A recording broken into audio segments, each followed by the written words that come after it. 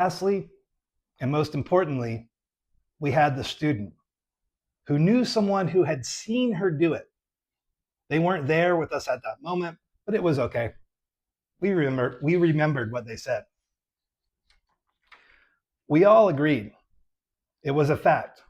The teacher, Mrs. Roach, was definitely for certain eating cockroaches. Gross. William Shakespeare wrote, "What is in a name? A rose by any other name smells just as sweet."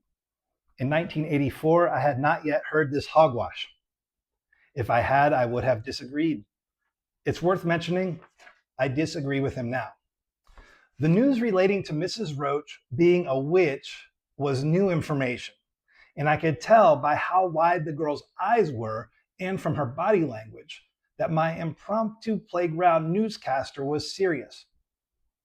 The energy was immediately elevated as more of our associates walked onto the scene.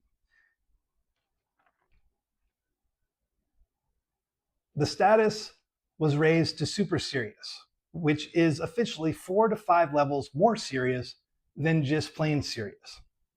As she began at the beginning with the details, my attention shifted towards the adults who were 90% mothers.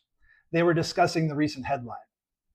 Mrs. Roach, an officially established roach eater, was apparently a witch. If I was told what she did to earn herself this new haunting title, I cannot recall. But I remember feeling confused by the information and simply not understanding some of the words that were being said. I was focused on the fact that she was a witch, and I wanted to know if she had a giant cauldron in her classroom or if she kept it at her house.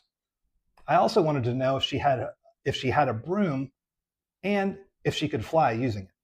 The conclusions my colleagues and I quickly came to made perfect sense to us at the time, and our position on the subject still makes logical sense today. As best we could surmise, Mrs. Roach's horrid roach consumption had to be directly connected to her being a witch. We also felt strongly that her being a witch tied directly to her insatiable appetite for consuming roaches. Obviously, the two fed into each other, forming some sort of morbidly disgusting, symbiotic witch roach eating relationship that we had no desire to fully comprehend. On this day, our parents did not depart one by one to go about their afternoons with us. Today, they were standing around talking in tones I could not hear but could understand. Looks of seriousness and concern became apparent as they huddled closer and closer together.